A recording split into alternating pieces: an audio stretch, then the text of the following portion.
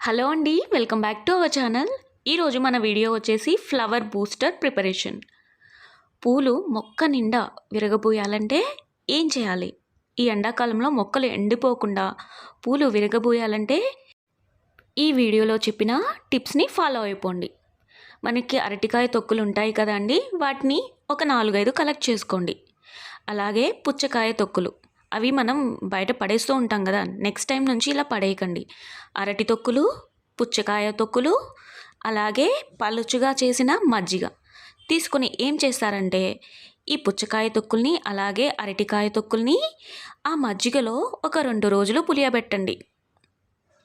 తర్వాత ఆ తొక్కుల్ని తీసేసి 2 రోజుల తర్వాత ఆ మజ్జిగను కలెక్ట్ చేసుకొని దానికి 2 వంతుల వాటర్తో డైల్యూట్ చేయండి. అంటే మనం తయారు చేసుకున్న ఫర్టిలైజర్ 1 వంతు ఉంటే 2 వంతులు వాటర్ని యాడ్ చేసి ఆ ఫర్టిలైజర్ని డైల్యూట్ చేసుకోండి. ఇలా తీసుకున్నది మనం పెద్ద మొక్కలైతే 1 మగ్గు చొప్పున, అలాగే చిన్న మొక్కలైతే 1 గ్లాసు చొప్పున వారానికి ఒకసారి ఇచ్చినట్లయితే పూలు చాలా విరగబూస్తాయండి. ఈ లిక్విడ్ ఫర్టిలైజర్ ఫ్లవర్ బూస్టర్ లాగా పనిచేస్తుంది. ఇది మనం ఏ పూల మొక్కలకైనా ఇచ్చుకోవచ్చు. ముఖ్యంగా మల్లెపూలు, కనకాంబరాలు, చామంతులు, గులాబీలకైతే ఇది చాలా బాగా పనిచేస్తుందండి. మీరు ఈ లిక్విడ్ ఫర్టిలైజర్ ఇచ్చేటప్పుడు డైల్యూట్ చేసిన, అంటే పల్చగా చేసిన ఈ లిక్విడ్ ఫర్టిలైజర్ ఫ్లవర్ బూస్టర్ ఇచ్చేటప్పుడు మొక్క మొదళ్ళ దగ్గర మట్టిని కదిలించి ఇవ్వండి.